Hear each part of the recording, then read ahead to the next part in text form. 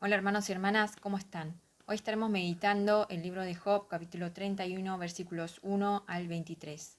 En este capítulo encontramos parte de la respuesta final de Job a sus tres amigos, enlistando las cosas que él no hacía, junto a un juramento de inocencia. Esta sección nos permite conocer un poco más sobre su carácter y todo lo que implicó para llegar a ser un hombre íntegro y recto, temeroso de Dios y apartado del mal. En primer lugar, Job no era culpable de lujuria. El versículo 1 dice, he hecho un pacto con mis ojos. Job cuidaba sus ojos, porque sabía que controlando sus ojos podía controlar sus deseos, por lo que no se permitía tener miradas lujuriosas hacia mujeres jóvenes. En el Sermón del Monte Jesús dijo en Mateo 6:22, la lámpara del cuerpo es el ojo, así que si tu ojo está sano, todo tu cuerpo estará lleno de luz. Job nos enseña explícitamente que nuestros ojos son las puertas por donde dejamos entrar el pecado. Mateo 5, 27 y 28 dijo Jesús, ustedes han oído que fue dicho, no cometerás adulterio. Pero yo les digo que todo el que mira a una mujer para codiciarla, ya adulteró con ella en su corazón. Hermanos y hermanas, debemos cuidar nuestros ojos. Decir una cosa llevó a la otra es sinónimo de decir he perdido el control. Si tenemos el Espíritu Santo con nosotros, Él nos ayuda a desarrollar el dominio propio, cerrando las puertas de lo que nos hace enfermar. A Job le ayudaba a saber que Dios lo veía en todo lo que hacía. En segundo lugar, versículo 5, Job no andaba en la vanidad y en el engaño. Su vida íntegra y recta delante de Dios incluye una vida que transita en el camino de la verdad. La mención de la siembra nos da indicios de que estaría hablando de los negocios, por lo que concluyo que Job no hacía negocios deshonestos. Parte 3. Versículo 9. Job no era un adúltero. Para ser una persona íntegra y recta, temerosa de Dios y apartada del mal, hay que ser fiel a la esposa o el esposo dentro del matrimonio.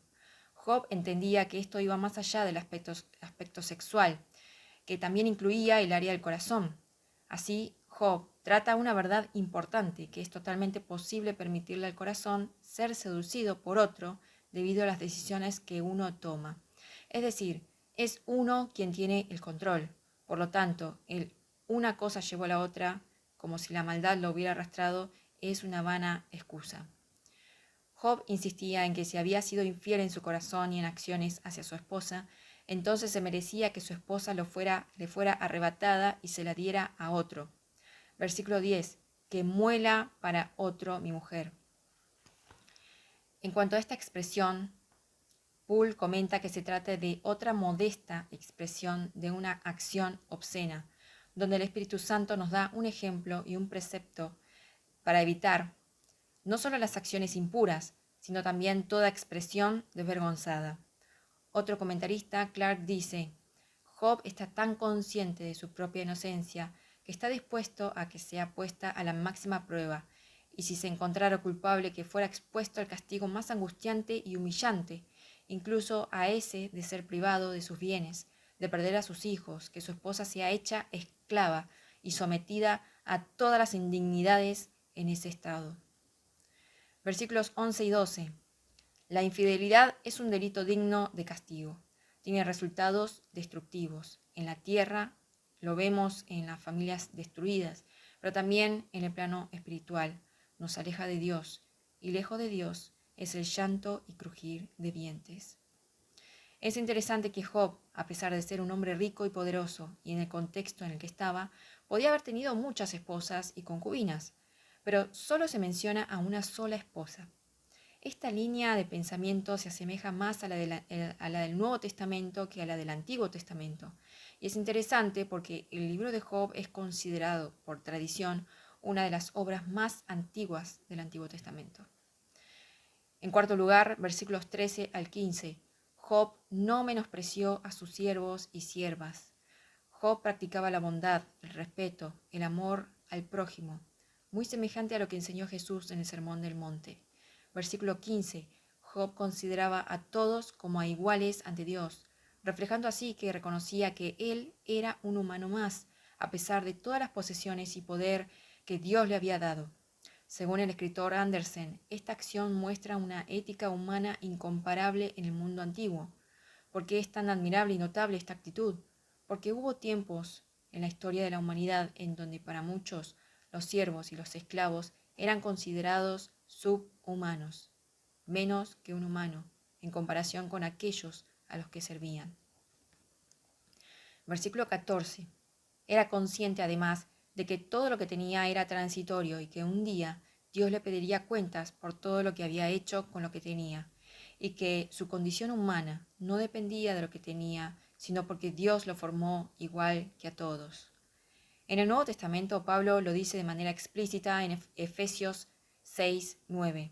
Y ustedes, amos, hagan con ellos lo mismo, dejando las amenazas, porque ustedes saben que el mismo Señor de ellos y de ustedes está en los cielos, y que no hay distinción de personas delante de él. Quinto y último lugar, versículos 16 al 23. Job practicó la misericordia, fue bondadoso y amable con los pobres y los desamparados, como la viuda y el huérfano. Son cosas simples, como darle una mano en la comida y el abrigo. En otras palabras, Job era un buen tipo y era genuino. No fingía hacer las cosas bien para recibir el favor de Dios. Fingir puede durar un tiempito, unos años quizás, pero no toda la vida. Por eso es que es tan admirable. Su motivación no fueron las bendiciones que recibiría. Claramente en este momento no estaba recibiendo el favor de Dios, por lo que su motivación era otra, el temor a Dios. Job pudo soportar esta prueba de fuego porque respetaba a Dios y decidió vivir la vida apartado del mal. Hermanos y hermanas, ¿cuánto nos esforzamos por vivir apartados del mal? ¿Cuánto hemos aprendido a respetar a Dios?